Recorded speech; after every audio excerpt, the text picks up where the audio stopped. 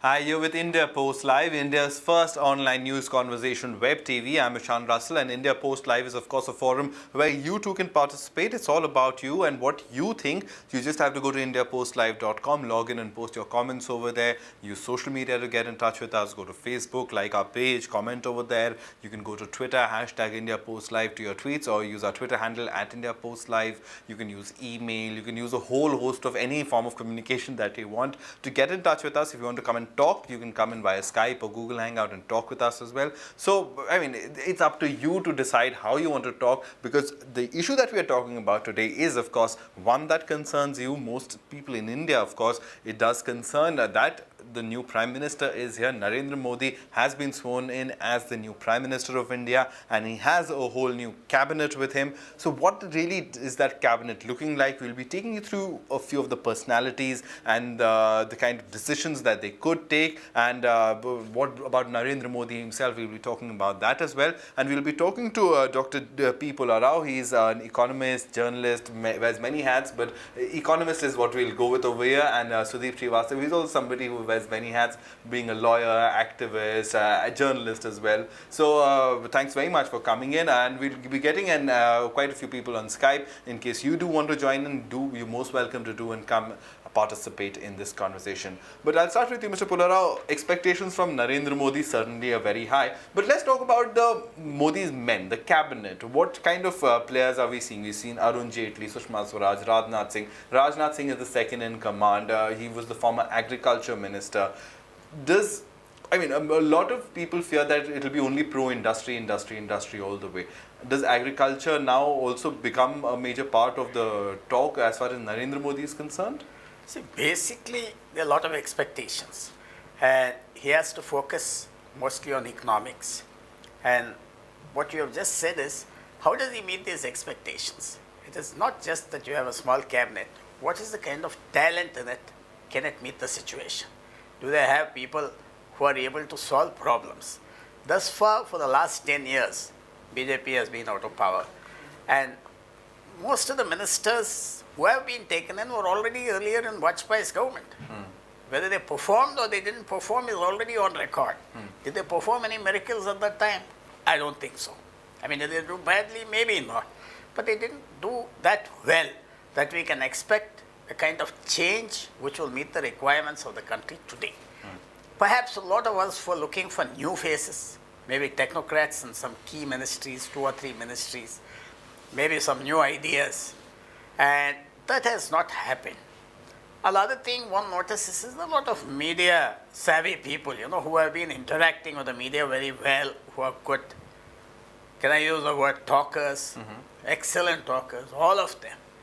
The English media, the Telugu media, all of them are media known faces.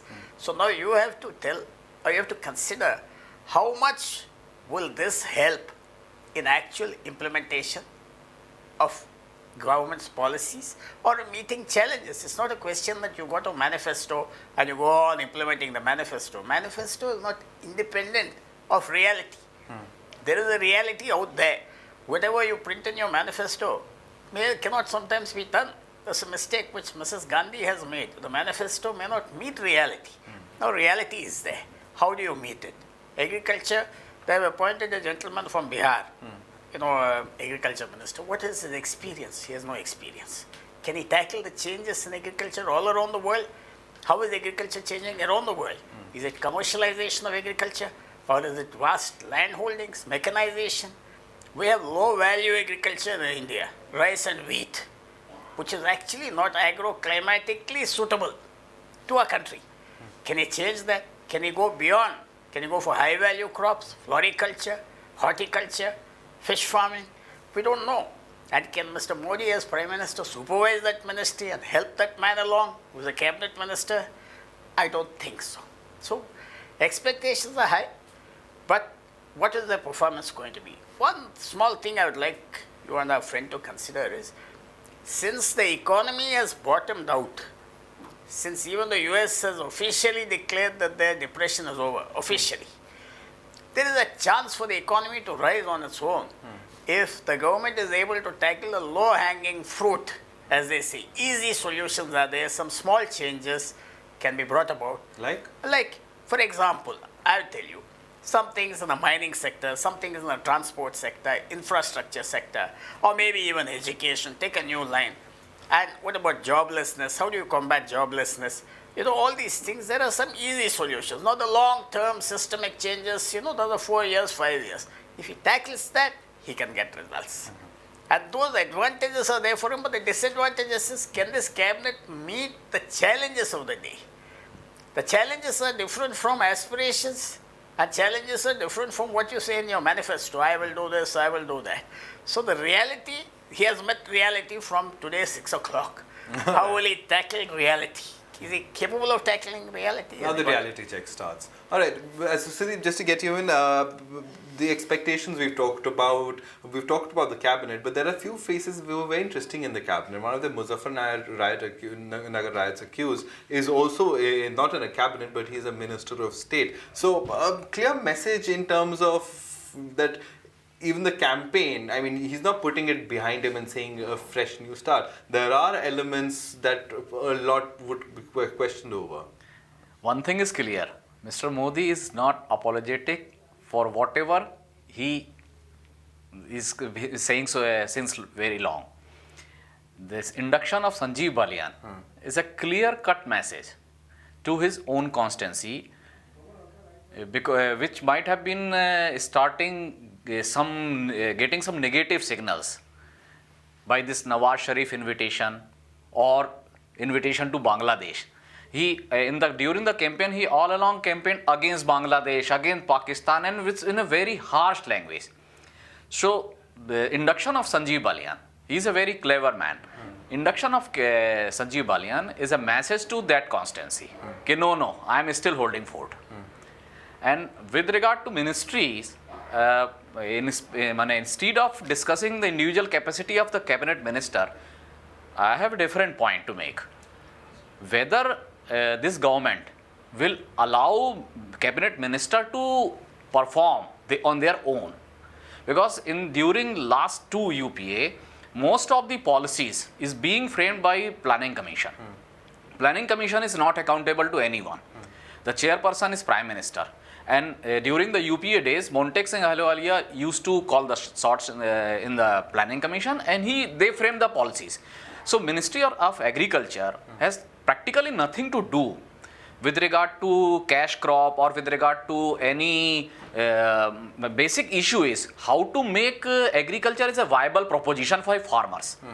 So the World Bank or IMF policy is simple. Go for corporatization. Go for big holdings. If Modi is going to do that, then the entire support base he has got in UP and Bihar will collapse. It's real politics versus real economics. Alok Mukherjee is also joining us, and he's the director of Smart Card India. Thanks very much, Alok, for coming in. You have certainly different expectations from the Prime Minister. Yeah, thank you. I hope you are able to hear me. Yes, go ahead. Everybody is criticizing about the Modi government this way or that way. But as an industry man or as a person of either from a production or from the employment generation, I feel that he will meet every expectation.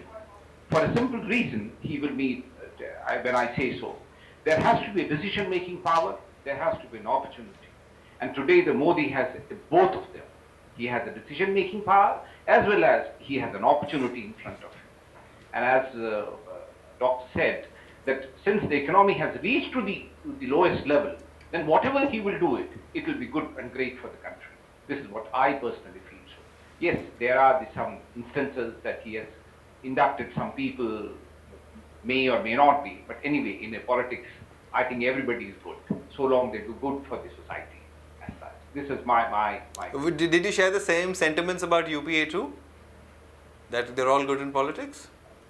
No, because in case of the UPA too, there was a complete vacuum as far as the decision making is concerned. All right, so stronger decision making. I differ actually. Yes. The aspect of this environmental and forest clearance has been much hyped about. And if you see the record out of total projects submitted for final clearances, 98% got clearance. Yet Yes. this environment and forest aspect is being canvassed as a policy paralysis. I would just like to intervene about But this I forest and can do. environmental clearances. A judgment came from Supreme Court banning all iron ore exports from Goa one fine morning.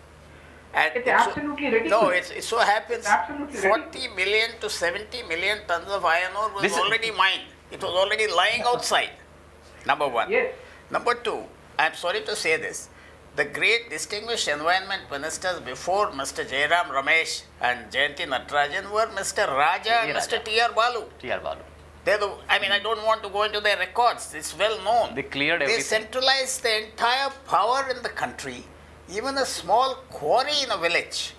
A quarry means the most basic stone cutting people, communities live on those quarries. Even they Yeah. had to come to Delhi for clearance.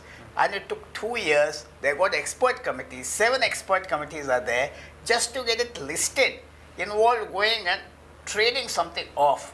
What I'm trying to say is, environment and forest clearance did have the delays, the dramas, the hype in the media by the ministers.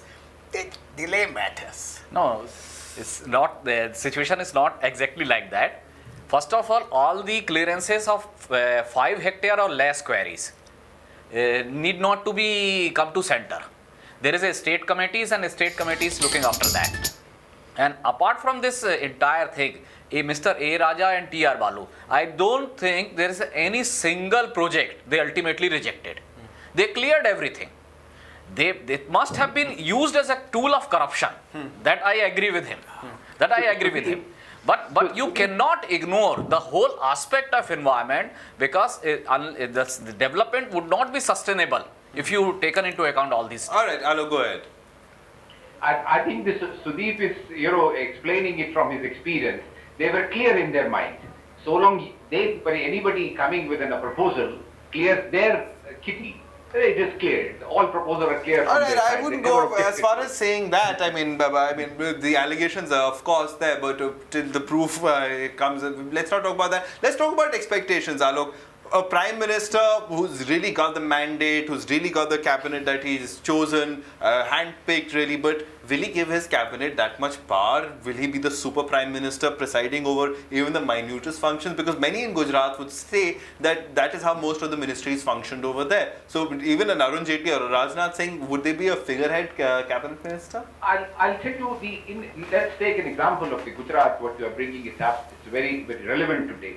See, even in case of the Gujarat, no doubt the powers were resting with him, but still the all decision, he used to make it, whatever the people have been bringing to him. He used to make the people to sit in front of him, their dump minister, a dump MP, or whatever you call it, right? And he will take on the decision, on the spot, on the table. He will call the all secretaries concerned, Look. he will give the instructions to them, and that is what required for the country. And our expectation is only you take a decision. You must close it. All right. Either. Extreme decisiveness can be a little. No, I sort of agree danger. with Mr. Alok as far as the state context, a mid-sized state is concerned, a homogeneous state. Gujarat is also a homogeneous state, unlike Yeah. say Bihar or Uttar Pradesh or Assam, which is very diverse, multi-diversity. Gujarat is a homogeneous state and they have a tradition of exposure to the outside world and there are millions of Gujaratis outside, etc. It's a separate case and he could do that. Toast to Bombay also, don't forget. But for the country, this kind of thing, we will know now, as I said, there are two things he must have. Either he must have intense intellectual capacity or he must have a great fund of common sense. Now we'll know whether he has. I personally believe, and Mr. Alok and my friend here may not agree, common sense is more important. More than- important. I agree. more I fully important. agree. Common sense. Common sense is the rarest utmost. of things is more important. Does he have common sense? So far, we have not had a chance to see it. We have not had a chance to see what Modi is. And one point I would like to make that as per the constitutional scheme, the functioning of a state government and central government are entirely different. A state government, a chief minister has to work through DM, the collectors. But in center, situation is not there. Here you have to deal with states. elected state governments. What the complaint the BJP had always had with Ha. the UPA. It's they are not going to be they are not going to bow down like district magistrate and other officers. They will definitely raise their voice and they will come out like this. So functions of prime minister or the approach of prime minister must be to take all people along, and that's the biggest drawback. What the record of Mr. Modi is. He simply fails to take people along. I would like to add something, to this discussion. Take education. In the last 10 years, I have noticed that Kendra Vidyalayas, and give and take a few percent. Now we have 1,100 Kendra Vidyalayas today. And VIPs are fighting to get a Kendra Vidyalaya in their constituency. In the last month, before the elections, 59 Kendra Vidyalayas were sanctioned for VIPs. Now, will Mr. Modi understand that setting up a few Kendra Vidyalayas are not excellence in education, primary education? Secondly, I am also stepping on toes here. Government of India in the last 10 years or even before that have gone for this mode of central universities. Now they have set up 40 central universities in the country, which in my opinion has led to a negative effect on the state universities, which is going down. All the funds are going to these central universities, and state universities, which really should be supported, are completely being neglected. Now what I heard from Mr. Modi's thing is, I'll set up an IIT, I'll set up an IIM, I'll set up something. This is not the solution, Mr. Alok. And this is not the solution. Does his Human Resources Minister, Smriti Irani, have that ideas, have the thing to see that this is not it? You set up one IIM in Ahmedabad and think that there is a fantastic ripple effect. Those days are gone. That's where I wonder whether this cabinet can meet the challenge of reality. I would say that Dr. Saab, he will beat for a very simple reason, I tell you. Let's take an IIT, as you said, right? Now look at the triple ICM case, right? Then they gave a private institutions also to open in a BE, ME, and all those kind of the courses. Which country needs it? Now, unless and until you make it decentralized education system, you can't reach to everybody.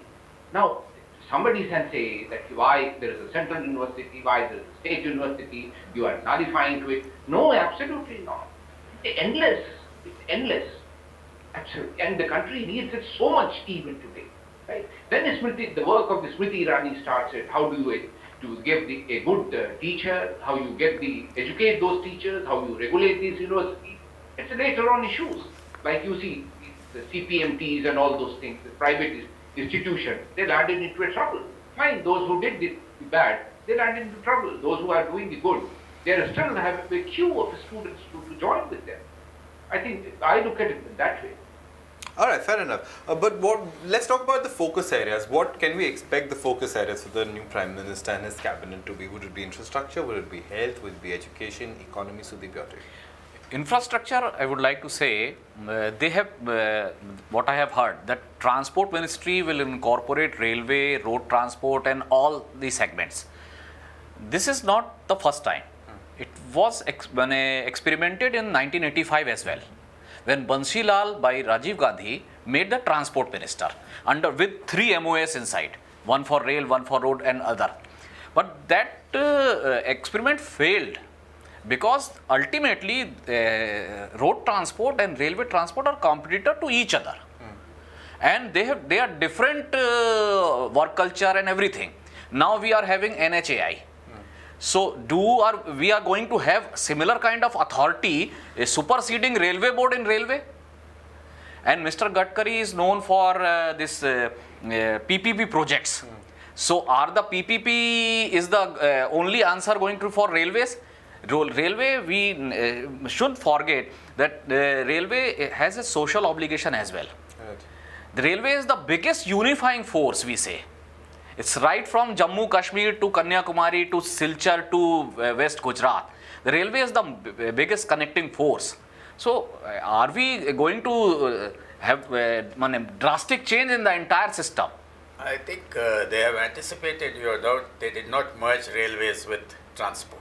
I They've have got a heard. separate railway minister. Yeah, I think it's separate. They got So a railway is separate- separate. Yes, But surface transport. sadly, he's not a technocrat. I'm sorry to say this. Sadly, he has no There were experience. expectations that Mr. Sridharan, the Sridharan of the famous No, they metro. didn't take him. Yeah, he didn't, but there were rumors They said that he there's would. no- Yeah. So they did not merge it, and they kept shipping and roads as one ministry under Mr. Gadkari, and they took railways separately. They That- did then not- is they better, then anticipated is better. What you have said, Huh. and so we must credit him with common sense, as I said. All right. So they do have a lot of Similar they're showing thing a lot of common sense so far. If I may take this argument on common sense Yeah. a little further, even let us, whatever has passed. Let us take an optimistic view. For example, his first gesture was inviting all these head of states.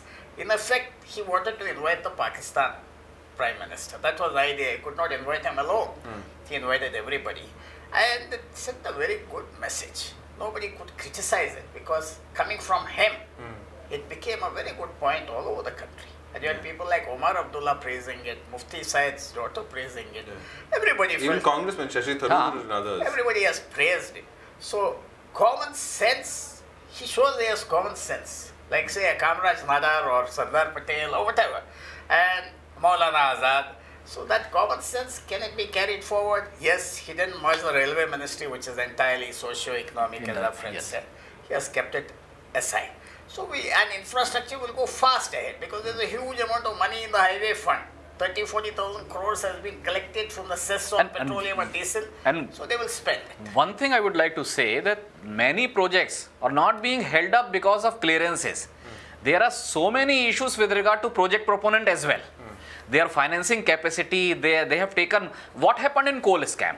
A company with a single project, small project, on the basis of that project, they got one block, then submitted another project report, then another block, then a third block, then fourth block, then fifth block. And they are just simply not having capacity to develop every project. Right. So that's why the projects are held up.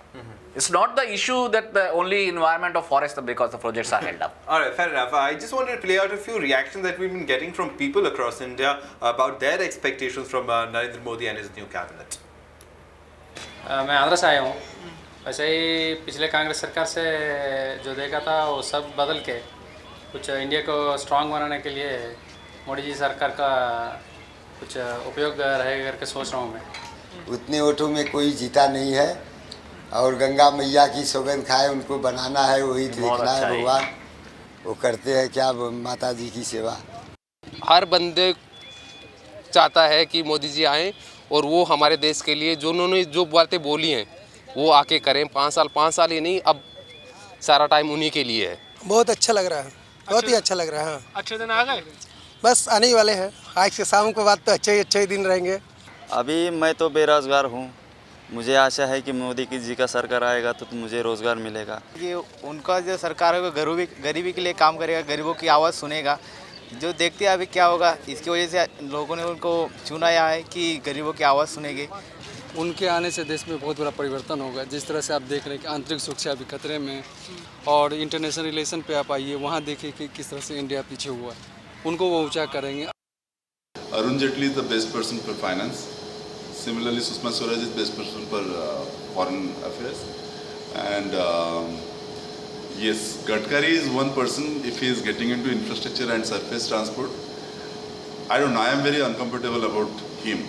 I feel cabinet is looking pretty good. The way Rajnath Singh handling Home Ministry and Arun Jaitley handling Finance Ministry. I believe that somebody who has lost an election in Lok Sabha should not get an important post like finance ministry or something. As far as the results are concerned in elections, they should not be correlated with one's talent for one role. In case he has the talent and he has the willingness to deliver, he will be able to deliver well. Though he comes from law background, so perhaps the law ministry would have been more apt for him. All right, so let's get into a final view from our guests. We've heard the people's voices. The mandate's really been decided for Narendra Modi. The expectations are there. But what would be the first thing that you would want him to do? To take a rational and holistic view. Till now, he is known for favoring someone, either in terms of religion, either in terms of corporate, either in a lot of things. So now he has become Prime Minister of India. So take a holistic view. He shouldn't be doing anything on its prejudice or previous experience. He must reach out to tribals of Odisha, Chhattisgarh, Jharkhand and Assam, everywhere. So unless the channel of communication, he is not known for giving appointments easily. So for the use of this common sense, he needs more feedback. He is not the type of Atal Bihari or Advani. But he's promised on his website that he'll get as many voices in from social media and from email suggestions. The mail or social media, unless you meet in person with people, because Atal Bihari or Advani toward the India, they know India very well. It's not true for Narendra Modi. Narendra Modi was a Sangh Pracharak, wherever he gone is as a Sangh Pracharak, is a limited communication and then confined to Gujarat only. When Nitish Kumar was objecting that he is not having any parliament experience and not having any national because of these reasons only. Right. So I would like him to start with the caution, need not to be go very fast. 6 months at least he should devote for. All right. 6 months to just get everybody and understand everything and take everybody along. Alok, final word to you. Yeah, I would suggest that the first thing, the health sector, which requires an immediate attention to make the people healthy and the nation healthy, he should concentrate. And if he starts doing it, the industry will get good people, the people will be happy to it, and every happiness will come. And if you look at the history of Sweden or any of the small countries when they got, became independent, they first concentrated on the health schemes which the European countries had. And I think he should concentrate on the health of this country. And that is what is a drain in our Indian resources. All right, so health is a priority sector for you, sir. What about you? My only thing is, I don't want him to be too decisive. For example, I know one of the things that he is going to do is, I will auction mines, I will auction that. But there is a very big danger in that. While it sounds good to the public, he has auctioned it to the highest bidder. We got the highest price. There is a very, very big financial catch in that. Do you auction it for 5 years? Do you auction it for eternity? Do you auction it? What is the period? That the world has not resolved. There are certain business practices around the world. First come, first serve. There are various things. He should not rush, but I have the solution. And that's the danger. Too much excessive decisiveness is bad as excessive indecisiveness. Procrastination is also not too Extremes good. are not good. Extremes are not Extremes are He not should be humble enough, as everybody has said, to open his mind. And that he won an election, he should honor everyone and go slowly. But hasten fast, whatever you like to say. Right. So the expectations really are high, and that of course has made the fact that for Narendra Modi as Prime Minister, now he's Prime Minister of India for the next 5 years, has his own cabinet, doesn't have the compulsions of allies or other conventional arguments. So really will have to deliver, and certainly you can hold him accountable because you voted for him. So keep tweeting in your responses, keep writing into us, tell us what you'd like to talk about as the government's next agenda, and we'll surely talk about it. Thank you very much, Alok, for coming in. Thank you very much, Dr. Rao and Sudeep, for coming into our studio as well. Well, that's it on this conversation. Conversations continue right here on India Post Live.